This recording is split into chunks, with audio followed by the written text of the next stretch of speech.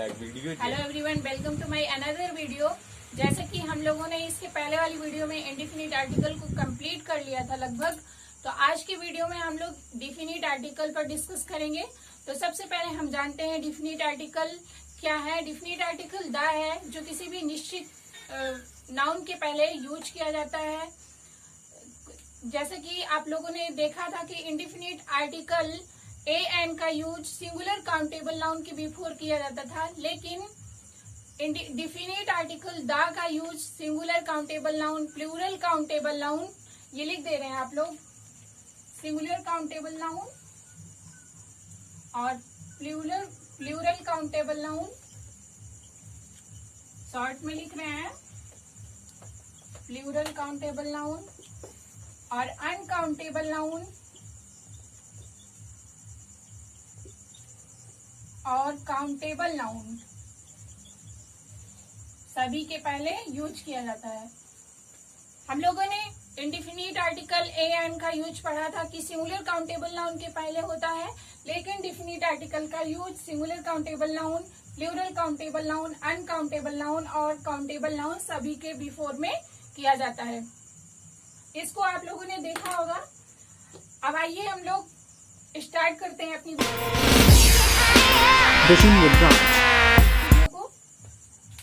ये तो इसका इंट्रो था। सबसे पहले एग्जाम्पल के द्वारा हम लोग समझेंगे, जैसा कि हम लोग पहले वीडियो में समझते थे। फर्स्ट एग्जाम्पल है, I saw a girl in company garden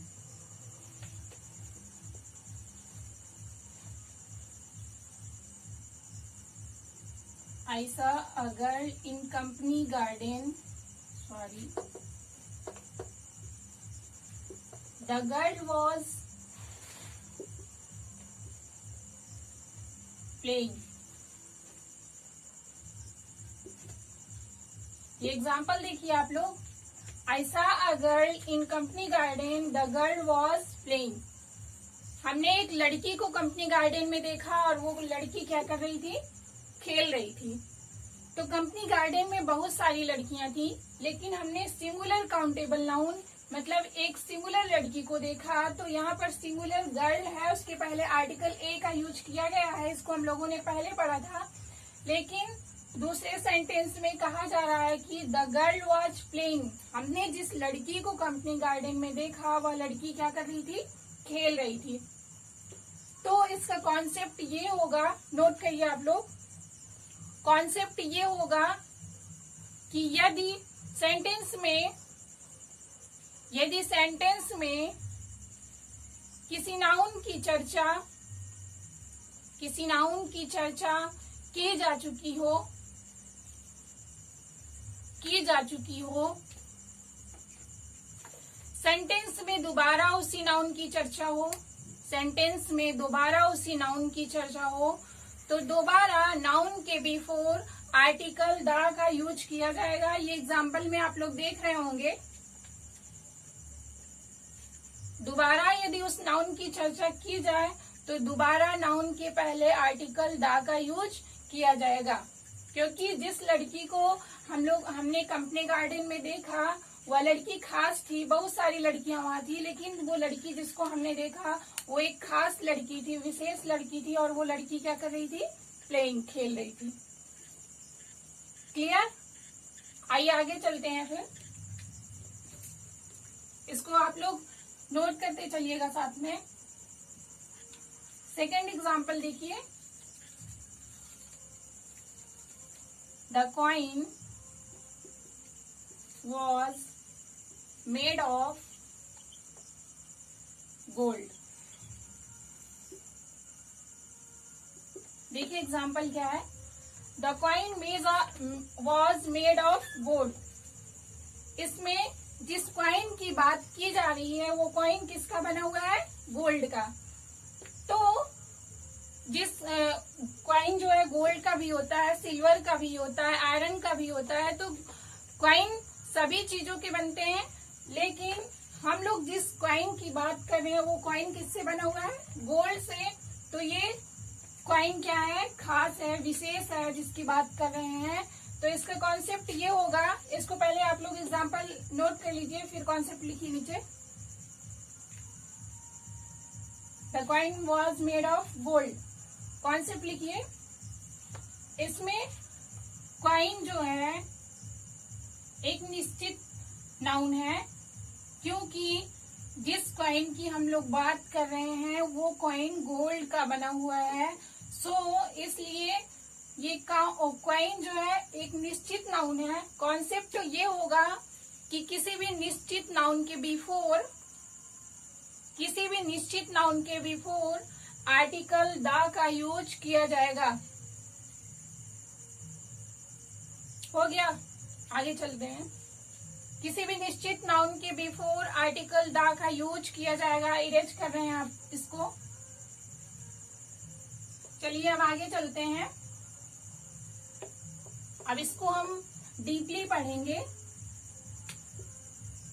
अभी तो ये निश्चित नाउन, अनिश्चित नाउन, ये तो इसका वो है ही है, डिफिनिट आर्टिकल जैसे कि इसका नाम ही है। देखिए example, You can play the tabla. Tabla क्या है? कोमल plays the हारमोनियम। देखिए इसमें you can play the tabla, Komal plays the harmonium. Tabla क्या है?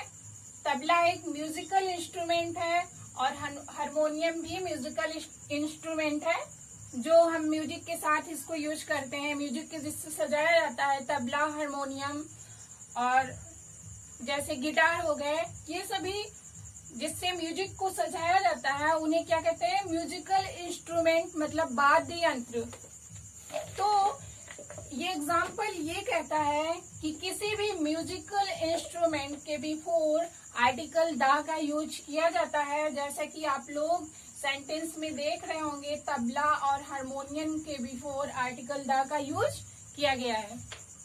नोट करिए, किसी भी म्यूजिकल इंस्ट्रूमेंट के बिफोर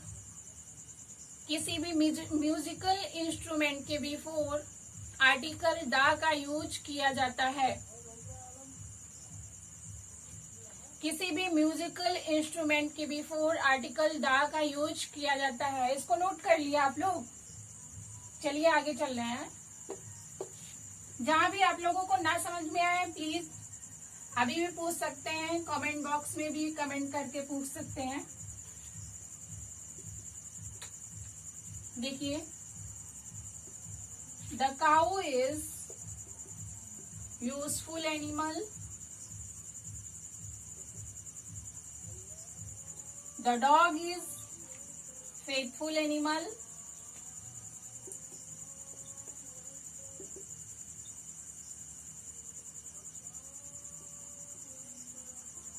देखिए इसमें एग्जाम्पल में काऊ और डॉग क्या है? सिंगुलर काउंटेबल नाउन है और कॉमन नाउन है। काऊ और डॉग सिंगुलर काउंटेबल नाउन और कॉमन नाउन है। तो ये क्या कर रहे हैं? काउ इज यूजफुल एनिमल, बता रहे हैं कि गाय एक उपयोगी जानवर है। तो आप लोगों को पता भी होगा कि गाय उपयोगी जानवर है, चाहे आप उसका दूध खाओ या मीट खाओ या फिर जूते चप्पल बनाओ, ये तो पता है कि गाय उपयोगी जानवर है। तो सभी गायें उपयोगी जानवर हैं। तो कोई भी कॉमन नाउन, इसमें काउ एक क्या है? कॉमन नाउन, तो इसके बिफोर आर्टिकल द का यूज किया गया है। सेकेंड है the dog is faithful animal. Dog, सभी डॉग जो हैं अपने मालिक के प्रति वफादार होते हैं। कोई भी डॉग हो, इसमें किसी स्पेशल डॉग का नाम नहीं लिया जा रहा है, ये एक कॉमन डॉग है। तो सभी डॉग अपने मालिक के प्रति वफादार होते हैं, तो सभी डॉग फेथफुल हैं। सो डॉग के बिफोर आर्टिकल द का यूज किया गया है। तो दोनों सेंटेंस करेक्ट हैं। कॉन्सेप्ट लिखिए, पहले इसको आप लोग नोट कर लीजिए। एग्जाम्पल नोट कर लीजिए। The cow is useful animal, the dog is faithful animal. दोनों सेंटेंस करेक्ट है। कॉन्सेप्ट हम आपको नीचे लिखवा रहे हैं।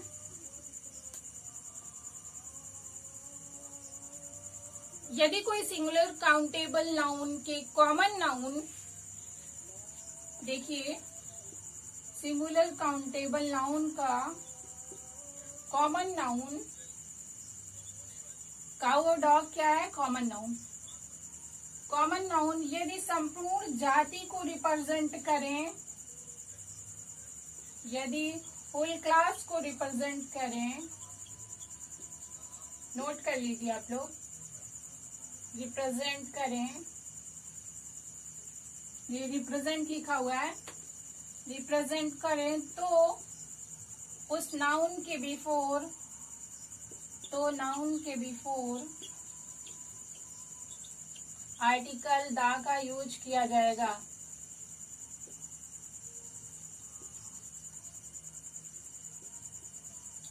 बोल रहे हैं, लिखावट बोर्ड पर ना समझ में आए तो हम बोल रहे हैं उसको आप लोग लिखते चलिएगा, हो सकता है कुछ ना समझ में आए।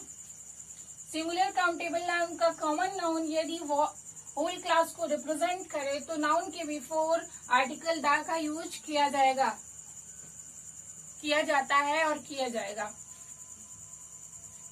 नोट कर लिए।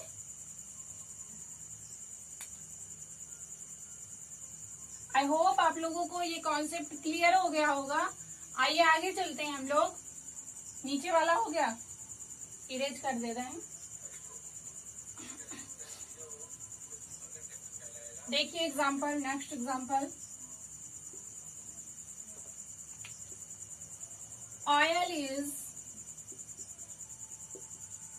Sold by the litre. ये आप लोगों को पता है ऑयल सोल्ड किसमें सोल्ड किया जाता है? लीटर में या मीटर में? देखिए wheat is sold by the kilo, cloth is sold by the meter। ये सभी क्या है? माप के पैमाने हैं, लीटर, मीटर और किलोग्राम, सभी ये माप के पैमाने हैं। तो ऑयल किसमें सोल्ड किया जाता है? लीटर में। व्हीट सोल्ड किया जाता है किलोग्राम में। क्लॉथ सोल्ड किया जाता है मीटर में। तो लीटर के पहले यहाँ पे पैमाने के पहले दा का यूज किया गया है, यहाँ भी किलो के पहले दा का यूज किया गया है, यहाँ भी मीटर के पहले दा का यूज किया गया है। तो कॉन्सेप्ट इसका यह होगा, ये तीनों सेंटेंस करेक्ट है, इसको आप लोग नोट करते चलिए साथ में। Oil is sold by the litre, जो ना समझ में आए बोल रहे हैं। Wheat is sold by the kilo और cloth is sold by the metre. हो गया, कॉन्सेप्ट लिखिए। कॉन्सेप्ट है दा का यूज माप मतलब मेजर, कोई भी चीज मेजरमेंट होगी, मेजर माप, दर हिसाब के बिफोर किया जाता है। दा का यूज दर, माप, हिसाब के बिफोर किया जाता है। क्लियर? चलिए आगे एग्जाम्पल देखते हैं। ये सभी जो हम रूल्स बता रहे हैं, कॉन्सेप्ट बता रहे हैं, इस पे आप लोग प्रैक्टिस करिएगा। प्रैक्टिस करेंगे आप लोग तो अच्छा रहेगा। आप बार बार उस पर रिवीजन करेंगे, ये रूल्स देखेंगे तो आप लोग को जल्दी आ जाएगा आर्टिकल। आगे देखिए,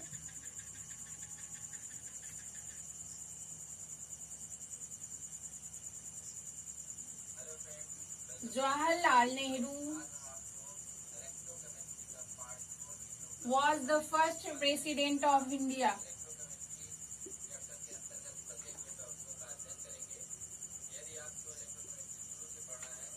President of India। देखिए इसमें the second chapter,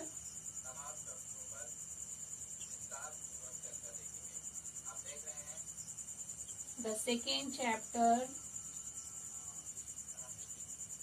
of this book is very difficult. लिखावट नहीं समझ में आ रही हो तो आप लोग बताइएगा, हम सुधारेंगे. Is very difficult. देखिए ये दोनों example. Jawaharlal Nehru was the first president of India. The second chapter of this book is very difficult. ये फर्स्ट क्या है, क्रम को निर्धारित कर रहा है इसमें. फर्स्ट, सेकेंड, थर्ड, ये क्या है, क्रम निर्धारित करते हैं. तो इसमें the first president Jawaharlal Nehru was the first president of India. ये फर्स्ट क्या कर रहा है, ऑर्डिनल का काम कर रहा है, और इसमें भी सेकंड ऑर्डिनल का काम कर रहा है. दोनों एग्जाम्पल सही है. कॉन्सेप्ट इसका होगा कि किसी भी ऑर्डिनल एडजेक्टिव के बिफोर दा का आर्टिकल दा का यूज किया जाता है. आर्टिकल दा should be used before ordinal adjective. किसी में भी आप लोग नोट करिए, हिंदी या इंग्लिश. आर्टिकल दा should be used before ordinal adjective. Ordinal adjective कुछ आप लोग नोट कर लीजिए. ऑर्डिनल एडजेक्टिव वर्ड, इसको नोट कर लिया आप लोगों ने. हम इरेज कर दे रहे हैं, आप लोग इसका स्क्रीनशॉट भी ले सकते हैं. नोट करिए नीचे ordinal adjective word. The next बस,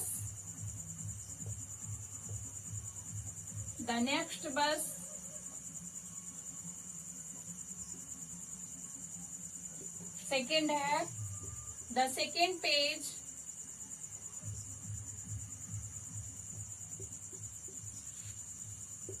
द सेकेंड वर्ड वॉर,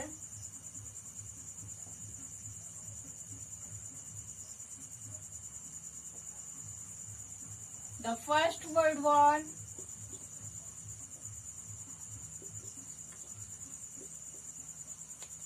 ये कौन से वार की बात कर रहे हैं. आप लोग अपना वार मत सोचिएगा कि हम पहली बार कब लड़े थे. The first world war, the third floor,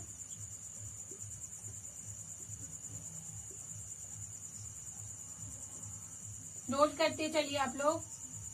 the first world war, इसको तो हो गया, मतलब कोई भी होगा. The first world war, the second world war, कुछ भी होगा. द लास्ट ईयर नहीं होगा. द लास्ट पेज, इतना नोट कर लीजिए. ETC और भी हैं, इसको आप लोग बुक से देख लीजिएगा. द नेक्स्ट बस, the second page, the second world war, the first world war, the third floor, the last page, ETC. ये सभी क्या है, ऑर्डिनल वर्ड है, ऑर्डिनल एडजेक्टिव वर्ड है. द नेक्स्ट बस, the second page, the second world war, the first world war, the third floor, the last page, ETC. Screenshot भी ले सकते हैं आप लोग. एज कर रहे हैं अब. चलिए आगे बढ़ते हैं.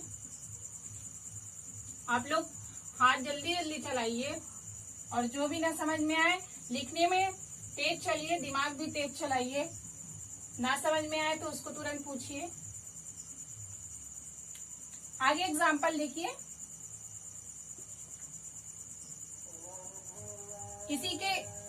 इसी में होगा, इसके नीचे लिखिएगा. जैसे कि अभी बताया हमने कि द नेक्स्ट बस, जो भी हमने लिखा है उसके नीचे ही आप लोग रिकॉर्ड करके लिखिएगा. कुछ कंडीशन है, मतलब इसके जो अभी हमने द नेक्स्ट बस ये सभी चीजें लिखवाई, उसके कुछ अपवाद भी हैं जहां पर आर्टिकल द का यूज नहीं किया जाता है. एग्जाम्पल देखिए. Komal and Kajal, Komal and Kajal come here the last week. Komal and Kajal come here the last week. और दूसरा एग्जाम्पल देखिए, आई मेड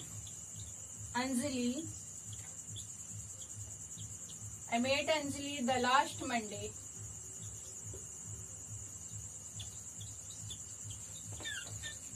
देखिए इसमें example, Komal and Kajal come here the last week, I made Anjali the last Monday.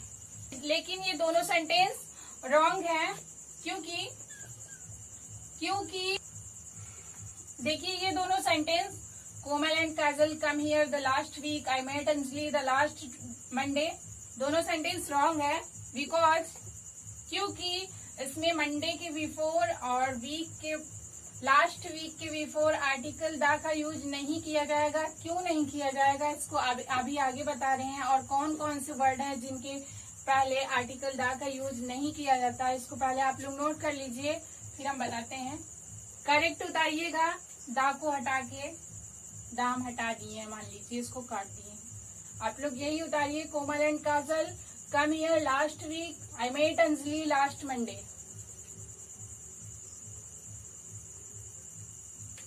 जल्दी करिए, फास्ट राइट।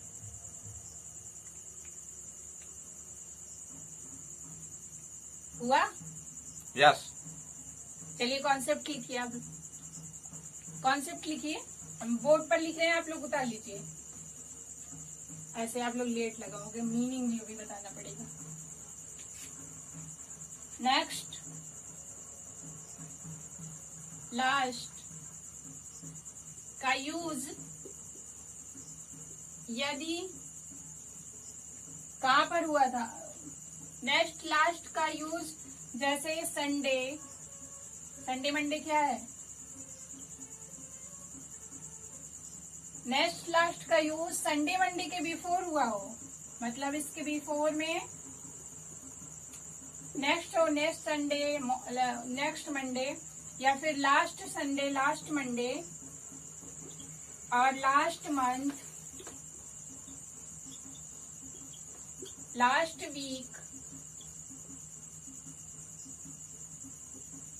और last जनवरी, या फिर लास्ट जून, ये सभी वर्ड होंगे तो उनके बिफोर या बीच में, लास्ट के बाद आर्टिकल दा का यूज नहीं किया जाएगा।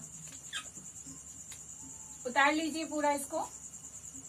Last, next, Sunday, Monday, last, next के बाद यदि संडे मंडे हो, या वीक लिखा हो, या फिर मंथ हो, तो उसके बिफोर आर्टिकल दा का यूज नहीं किया जाएगा। नहीं समझ में आ रहा है कुछ? यहाँ पे बीच में ये दा लिखा हुआ है, इसको मत लिखिएगा, मतलब ये हमने बताया है कि लास्ट वीक होगा तो इसके बीच में आर्टिकल दा नहीं यूज किया जाएगा। क्लियर? यस। आगे चले जी। Yes ma'am. चलिए फिर आगे चलते हैं। The sister in her, the sister in her, the father in him. देखिए सिस्टर में हिम ना लगाइएगा कभी। द जज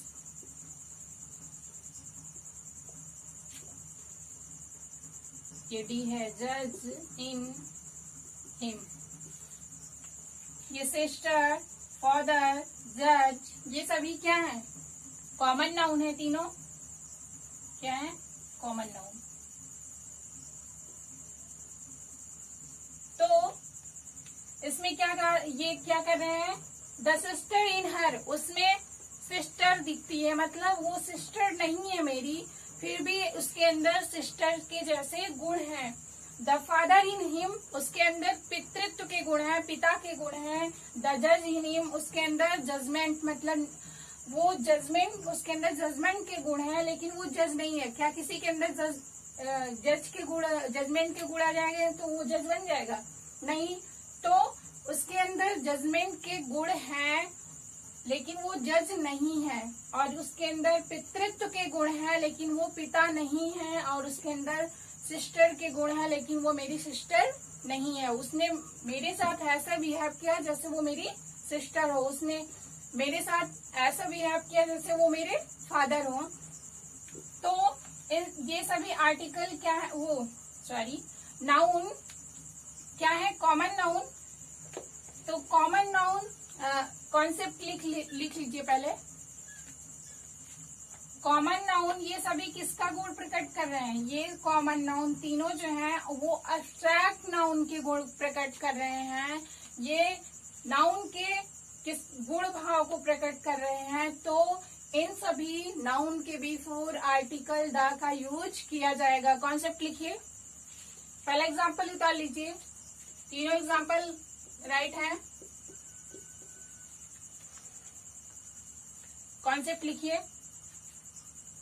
कॉमन नाउन का यूज, कॉमन नाउन का यूज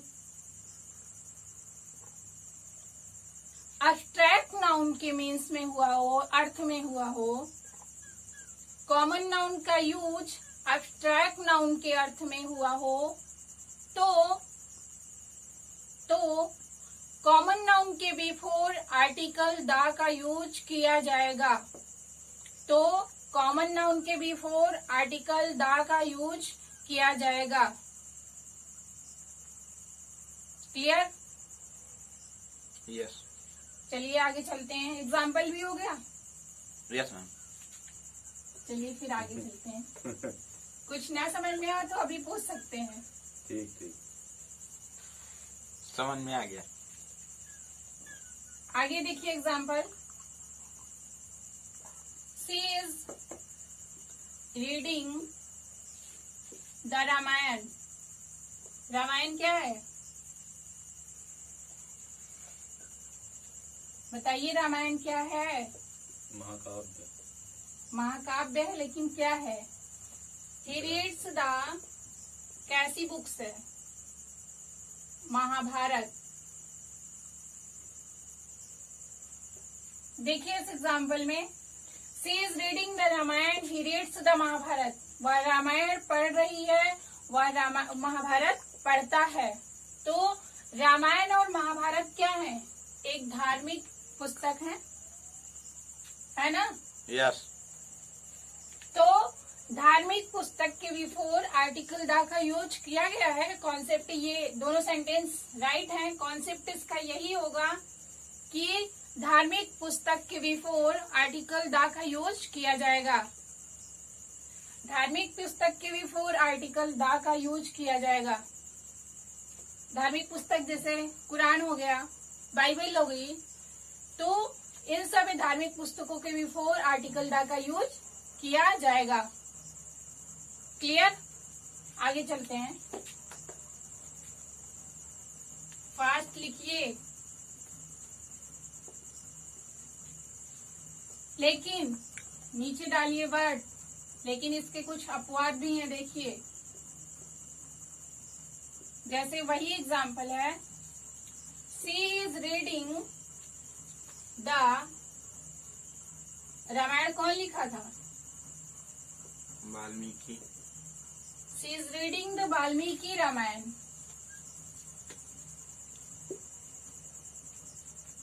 और he reads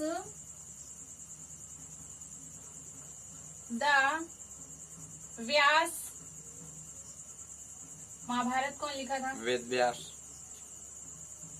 Vyas Mahabharat.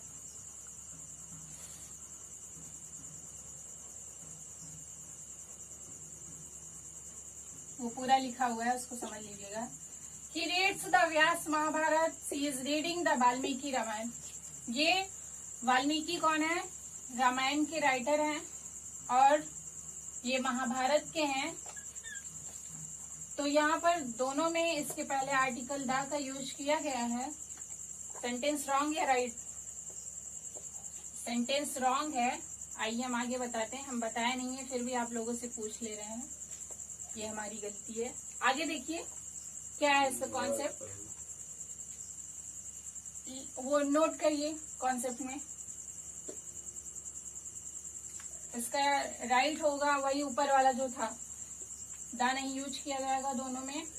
Concept ये होगा, यदि किसी धार्मिक पुस्तक के बिफोर उसकी राइटर या पोएट का नाम लिखा हो, उसकी राइटर वो पोएट का नाम हो, धार्मिक पुस्तक के बिफोर राइटर या पोएट का नेम हो, तो आर्टिकल दा का यूज नहीं किया जाएगा। यदि किसी धार्मिक पुस्तक के बिफोर राइटर या पोएट का नाम दिया हो तो आर्टिकल दा का यूज नहीं किया जाएगा। सो इस दोनों सेंटेंस रॉन्ग है, इसको सही करके उतारिएगा आप लोग। हम दा हटा दिए हैं दोनों में।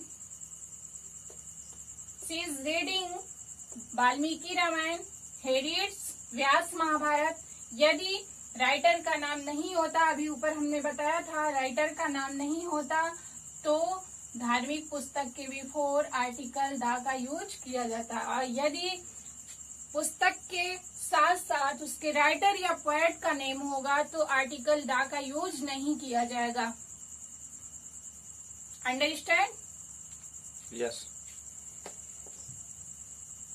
और पढ़ाएं कि आज यहीं तक? यहीं और चलना चाहिए। बोर हो गए आप लोग क्या? नहीं। चलिए फिर आज की वीडियो यहीं तक। नेक्स्ट वीडियो में हम अभी दा के और बहुत सारे कॉन्सेप्ट हैं उनके साथ मिलेंगे। यदि आप लोगों को हमारी वीडियो अच्छी लगी हो तो प्लीज लाइक शेयर करना मत भूलिएगा। यदि आप लोगों ने चैनल को सब्सक्राइब नहीं किया है तो प्लीज जल्दी से सब्सक्राइब करके बेल आइकन को प्रेस कर लीजिए, जिससे आने वाली वीडियोस की नोटिफिकेशन आपको तुरंत मिल सके। लेकिन सबसे महत्वपूर्ण बात यह है कि आप लोगों को जो भी वीडियो में समझ में ना आए प्लीज उसको कमेंट करके जरूर पूछिए, और जो भी इसमें कमियां हो उसको जरूर कमेंट करिए, जिससे हम आने वाली वीडियो में उसको सुधार सकें। धन्यवाद।